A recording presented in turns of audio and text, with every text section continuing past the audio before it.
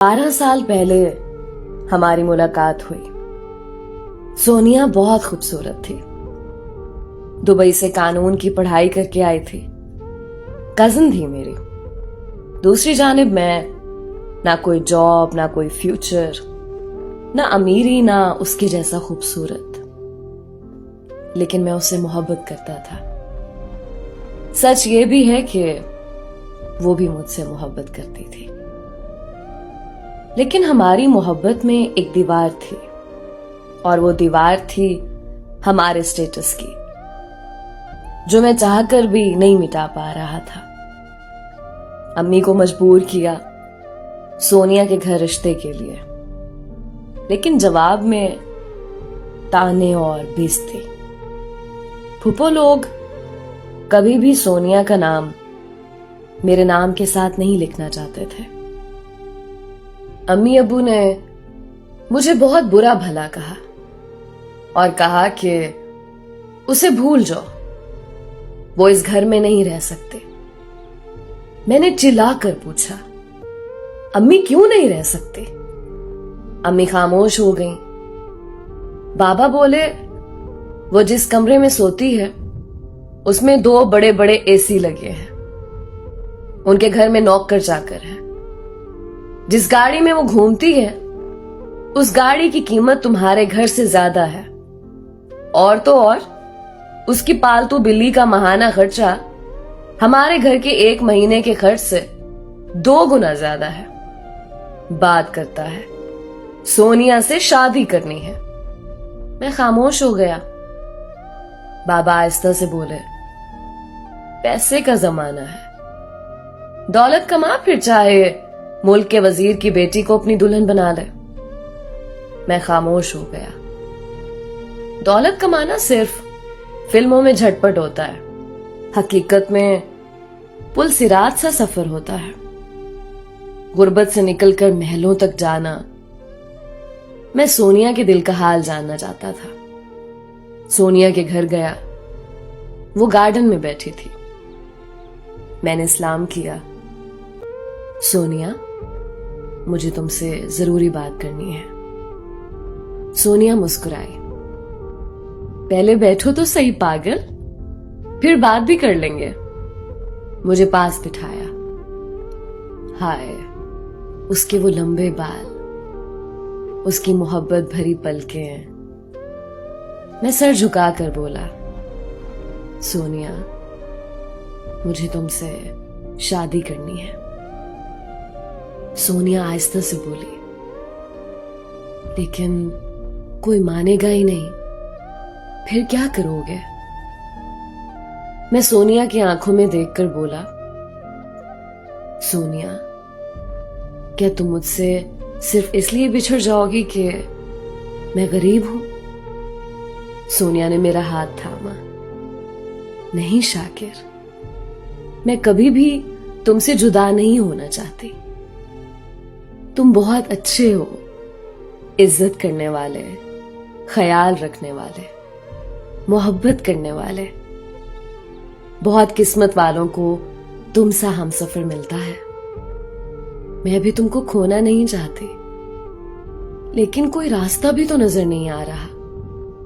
मेरे बाबा भाई कोई भी नहीं मानेगा। मैंने सोनिया का हाथ मजबूती से पकड़ा। सोनिया, क्या मेरे साथ कदम से कदम मिलाकर चल सकती हो? सोनिया ने मोहब्बत भरे अंदाज में हाँ में सर हिलाया। मैं हल्का सा मुस्कुराया। फिर आखिरी सी कोशिश कर लूं, एक बार आपके बाबा से बात करने की। उसने बोला, हाँ करके देखो। मैं बाइक पे जा रहा था। मेरी बाइक खराब हो गई। सिग्नल पे खड़े थे।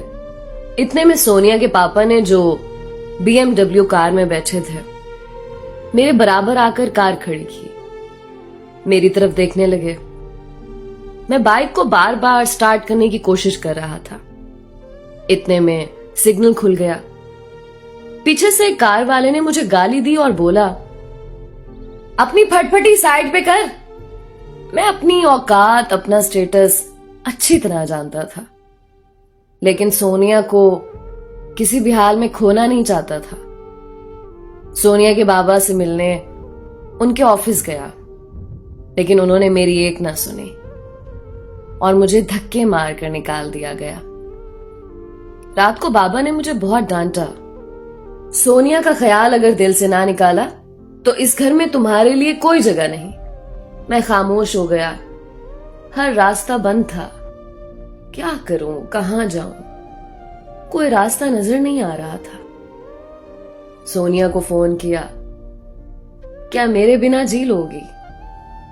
सोनिया आहिस्ता से बोली, पागल, तुम्हारे बिना जी सकती तो अभी अभी पायलट लड़के के रिश्ते को इनकार ना करते। मैंने कहा ना शाकिर, तुम्हारे साथ जीना है। 7 साल तक हम दोनों अपनी फैमिलीज को मनाते रहे। बिलाखिर सोनिया की शादी जबरदस्ती करवा रहे थे किसी और के साथ। सोनिया ने मुझे कसम दी थी, अगर किसी और के साथ शादी हुई तो खुदकशी कर लेगी। मैंने बहुत समझाया, पढ़ी लिखी हो, जवान हो, ऐसा ना करना, तुम बहुत समझदार हो। सोनिया रोते हुए बोली, समझदार हूं इसलिए जबरदस्ती मुझे किसी के साथ बांध रहे हैं। जब कोई रास्ता नजर ना आया तो सोनिया को अपने साथ ले आया। कोर्ट मैरिज कर ली। शायद सबकी नजरों में ये गलत हो, लेकिन आखिर एक ही जिंदगी है। किसने दोबारा आना है इस दुनिया में? फिर भला एक इंसान की चाहत हो और वो भी बिछड़ जाए। हमारी शादी हो गई। मेरे मामा बाबा ने मुझे दरवाजे पे रोक लिया और घर से निकाल दिया। मुश्किलात का सफर शुरू हुआ। लाहौर चला आया, किराए का घर लिया जिसकी हालत काफी खराब थी। उसमें ना एसी था, ना कोई पुरसकून बिस्तर। मैं सोनिया की जानिब देख रहा था, उदास थी। मुझे महसूस हुआ मैंने बहुत गलत कर दिया। मोहब्बत की खातिर उस बेचारी से सब सुकून छीन लिए। लेकिन सोनिया मेरे साथ खुश थी, बहुत खुश।